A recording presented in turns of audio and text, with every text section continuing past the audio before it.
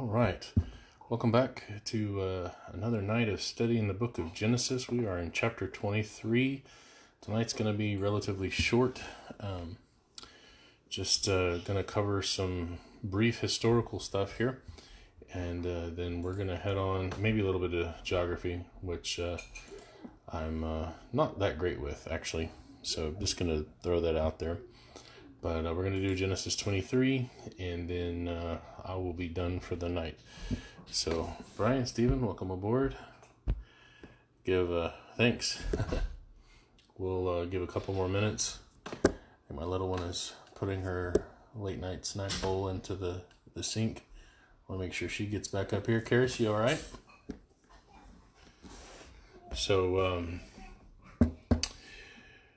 tonight we're going to deal with the death and burial of Sarah and where that's at, and then kind of get a little bit of a look of Abraham's character. So it's not going to be too in depth. Kind of a relief after last night, because last night was pretty intense. It's a pretty rough lesson to deal with. I hope I did it justice. But today I think is going to be pretty easy. So, again, I'll be reading out of the King James, be using the ESV for kind of a modern English version, and then I've got the original language, and tonight I got a map to help with the geography. So, let us get started. Also, if you wouldn't mind, if you find these edifying or interesting or what have you, if you'd want to share it out and let other people know, I'd love to have them on board, and they're welcome to ask questions. Genesis 23, verse 1. And Sarah was 107 and 20 years, that's 127 years, old. These were the years of the life of Sarah. So at this point, remember, she has Isaac when she's 99. And so Isaac at this point in time is 28 years old. Sarah died at Kirjath Arba, so they're not in Abimelech's area at this point in time. And the way I read this chapter when I was kind of preparing is that Abraham is visiting. He's maybe seeing some business friends or whatever, because he'd been sojourning in Abimelech's land for a while. And so, hey Mom, welcome aboard. Jerry, Rachel, Buck, all of you, welcome. So I think Abraham is just out here. The way I see it is he's just visiting, and that's when Sarah passes away at 127 years old. For people that are post flood, this is still a pretty good ways back. Hey Tom,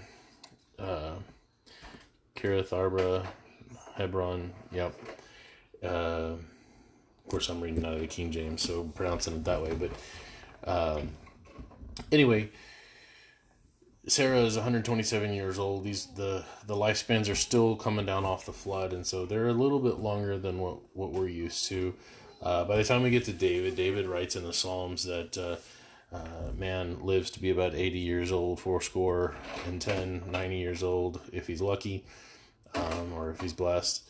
And so to see Sarah die at 127 years old, that's not unusual for where we are. This between the flood and between David and whatnot. So Sarah died in Kirjath Arba, the same as Hebron, in the land of Canaan. And Abraham came to mourn for Sarah and to weep for her. And Abraham stood up from before his dead and spoke unto the sons of Heth, saying, I am a stranger and a sojourner with you. Give me a possession of a burying place with you, that I may bury my dead out of my sight. So this is what leads me to, hey Rosalind, this is what leads me to believe that Abraham is just kind of visiting in this area, that he's here maybe doing some business with these people. They really like him. They really like Abraham. You can see that from the way they interact.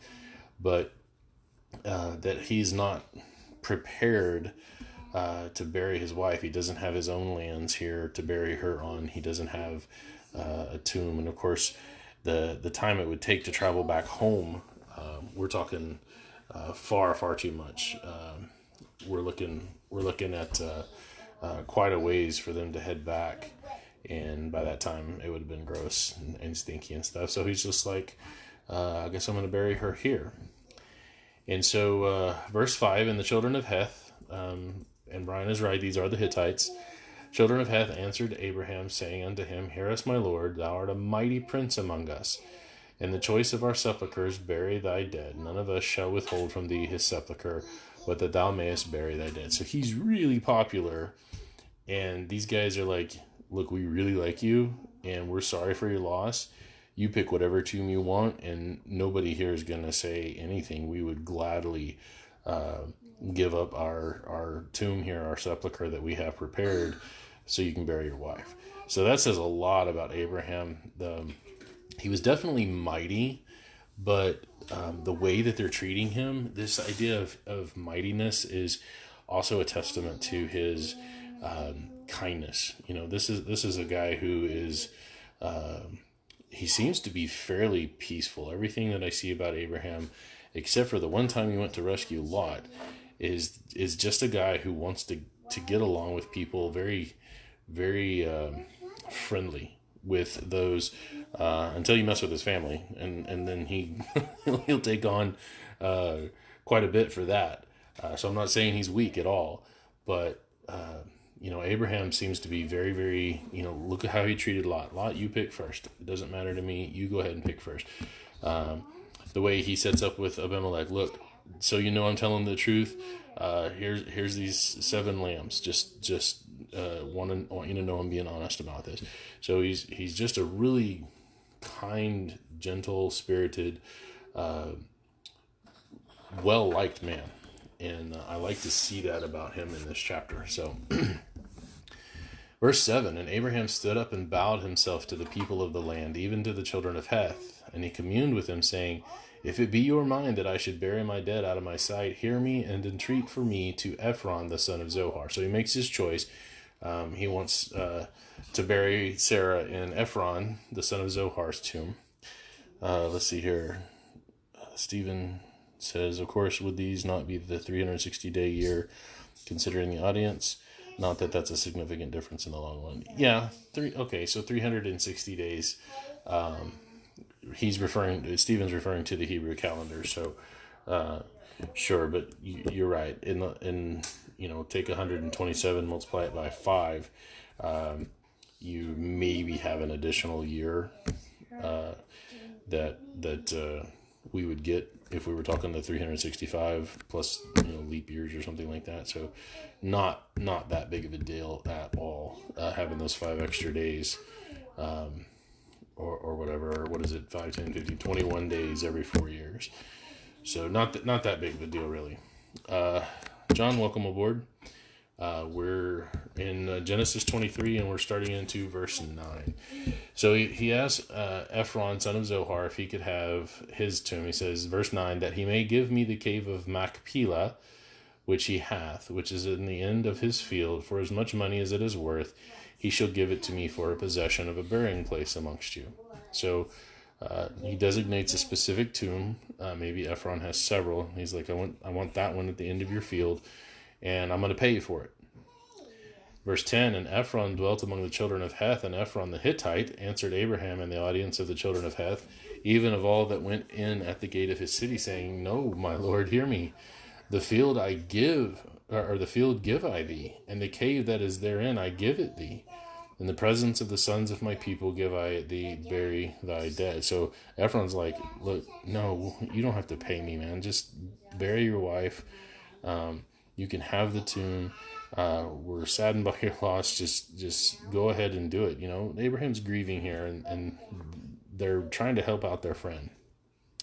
Verse 12, Abraham bowed down himself before the people of the land. He spoke unto Ephron in the audience of the people of the land, saying, But if thou wilt give it, I pray thee, hear me. I will give thee money for the field. Take it of me, and I will bury my dead there. So Abraham's, no, I really want to pay you for it. And they're kind of going back and forth. Have you ever seen one of those really nice fights between two people who they're trying to not really outdo each other, but they're like, no, go ahead and take the money. No, that's fine. I did it, and they just going back and forth, and this is kind of the first record of this fight of kindness, if you will, where Ephron's trying to give Abraham the land, and Abraham's trying to pay him for it, and everyone's like, no, I'm not going to take your money. And so it's really, I don't want to say cute, but it's really cool that Abraham is so well liked that they go back and forth like this. Real briefly, this word land here is eretz. So we're talking about, again, note the difference in the words. And when we talk about the heavens and the earth, and we've mentioned this multiple times, sometimes the earth, the eretz, just means the surrounding area. And so that's what this word land here is being translated, and it's really not that big of an area that's being talked about. It's just the people of this region is a good way to say this. So just keep that in mind. I'm going to keep pointing that out, because when we start getting into the Old Testament prophecies and stuff, and they start talking about heavens and earth, people tend to get super literal, and they mean, oh, he's talking about the whole planet Earth, because we call it planet Earth, but they didn't think in terms of planets. And so we need to be careful of reading into the Bible or modern scientific concepts, not saying that the Bible is ever wrong scientifically, but that the way that they used words would not be in the same modern context that we use words. So eretz, land, in this case is just the region of the area. So, verse 14, and Ephron answered Abraham, saying unto him, My Lord, hearken unto me, the land is worth 400 shekels of silver. What is that between you and me? Bury therefore thy dead. So 400 shekels of silver is a lot. I wish I had 400 shekels of silver in US dollars. But Ephron is saying, look, you and I have this relationship, and it is a good relationship. Take the cave. It's worth 400 shekels of silver, but what is that between us as friends? And he says, just take it, bury your dead. And it's, again, just this great relationship that Abraham has cultivated with these people. And Abraham hearkened unto Ephron, and Abraham weighed to Ephron the silver which he had named in the audience of the sons of Heth, 400 shekels of silver, current money with the merchant. So he weighs it out with all of these witnesses and pays him. Remember, when Abraham rescued Sodom and Gomorrah, when he rescued Lot, he rescued the people from Sodom and Gomorrah. The new king of Sodom said, I want to pay you for the help that you've given us. And Abraham said, I'm not taking anything. I don't want gifts, because I don't want it to be said that Sodom made Abraham rich. And here I think we see a little bit of that mindset here, that Abraham doesn't want to take gifts from other people. Not that he's trying to be mean about it, but when we're talking about really significant major gifts like this, I think this is a sign that Abraham is trusting in God, and he is doing the very opposite of what the Israelites do. He is wholly relying on God to bless him and provide for him the things that he wants. Note that he does take these gifts from, like, Abimelech. He does take them after these moments of strife or contention. And so there are times when he will take it, but what he's doing is he is trusting in God to provide those times for him. And very much like when the Israelites left Egypt, God gave instruction for them to take from the Egyptians so that they would have wealth to establish their nation. And so the lesson here, I think, that we're seeing is that Moses is wanting to instill, because remember, the Israelites, through their history, look to Abraham as the father of their nation. And we see that in the New Testament. Everybody talks about Abraham this, Abraham that. They go on and about Abraham, and they are nothing like him, because Abraham trusted in God for his blessings, not the surrounding nations. The Israelites, the Jews, they trusted in the surrounding nations. We see the Herods were good in with the Caesars. They were puppet kings of the Caesars of Rome. We see all throughout the history of the Jews after David and Solomon, once the kingdom split, they were really big into trying to be like the other nations and trying to gain wealth like the other nations by being in good alliances with the other nations, and they did not trust God. And that is exactly the opposite of what we see about Abraham here. He was very, very picky about taking anything from anyone, and so he pays for the sepulcher here, the tomb that he's going to bury Sarah in. So it says in verse 17, "In the field of Ephron, which was in Machpelah, which was before Mamre the field, and the cave which was therein, and all the trees that were in the field that were in all the borders round about, were made sure." So he buys this piece of land. Now I looked this up on the map here, and there's a really, really cool looking app that I found called BibleAtlas.org. I haven't used it enough to like fully endorse it, but the idea of it looks really cool, because what it is you can go to the Bible Atlas website and you can type in a verse, and it will give you the geography that's going on in that verse. And I thought that was the coolest thing. So this is literally saying Genesis 23:17, and it's showing me a map of where Machpelah would be. And it's about 20 miles southwest-ish, mostly south, but a little bit west of Jerusalem, about 15-ish miles southwest of Bethlehem. So that's really cool to see that where things are in relationship to well-known places like Jerusalem. We're looking at the Dead Sea over here on the right. The Sea of Galilee, of course, is way north of that, and it's just a cool little app. So I'm going to definitely be exploring that a little bit more.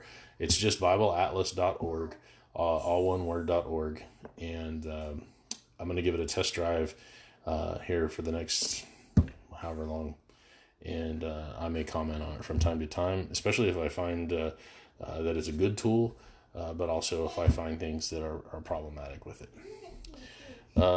Seem to think they were like Abraham on the basis of lineage. They tried to ride his coattails. Oh yeah, definitely. I'm the descendant of Abraham, and so that makes me special. And Paul and Jesus and all of them were like, "You're nothing like Abraham. You are apples that have fallen far, far, far from the tree." So, all right. So, verse 18: "Unto Abraham for a possession in the presence of the children of Heth, before all that went in at the gate of his city. And after this Abraham buried Sarah his wife in the cave of the field of Machpelah before Mamre, the same as Hebron in the land of Canaan. And the field and the cave that is therein were made sure unto Abraham for a possession of a burying place by the sons of Heth." That making sure there is a contract. So, hey Mark, you're catching us at the tail end of Genesis 23, so you'll probably have to go back through and watch the video. So, anyway, a little bit, like I said, a little bit of history, a little bit of geography, a little bit about the character of Abraham. We're dealing with the Hittites. We will deal more with the Hittites as time progresses, especially as the Israelites are coming out of the 40 years of wandering and settling in the land of Canaan. We'll deal with the Hittites during that time in the book of Exodus. It's not going to go as well as the relationship here with Abraham. And I kind of have to wonder, a lot of that is the wickedness of that nation and the other nations that are in the land of Canaan and the surrounding nations. But I also have to wonder how much of that is the obnoxiousness of the Israelites themselves. How come their relationships with these other nations are not great? So, the responsibility definitely goes, these are wicked nations. God has slated them, a lot of them for destruction, some of them for servitude to the Israelites. But, Israel was hardly ever a decent kingdom. Under David, yes. Under Solomon, yes. Under a couple of other good kings in the south, yes. But for the most part, Israel was not nice. They were mean, selfish, bigoted people. Nothing like Abraham. So we'll get there when we get there. Thank y'all for joining us, and we'll hopefully get into chapter 24. I really like doing these right now because there's a lot of people who are, number one, isolated, either self-imposed or they think that the government's demanding it, which the government is not right now. It's mostly recommendations if you look at it correctly. So there's a lot of people that are maybe missing out on some studies with their regular congregations. And so I'm glad you guys are here that we can talk through this and study this together. But it's also kind of reinforcing for me too. So, Ernie, does this woman know you're married? Oh, that's my side piece. You don't tell anybody. Love you, sweetheart. But anyway, look forward to doing these at least all the way through Genesis, and if we continue to have a good response, good participation, maybe we'll get through Revelation. Who knows? So y'all have a good night, and we'll see you hopefully tomorrow.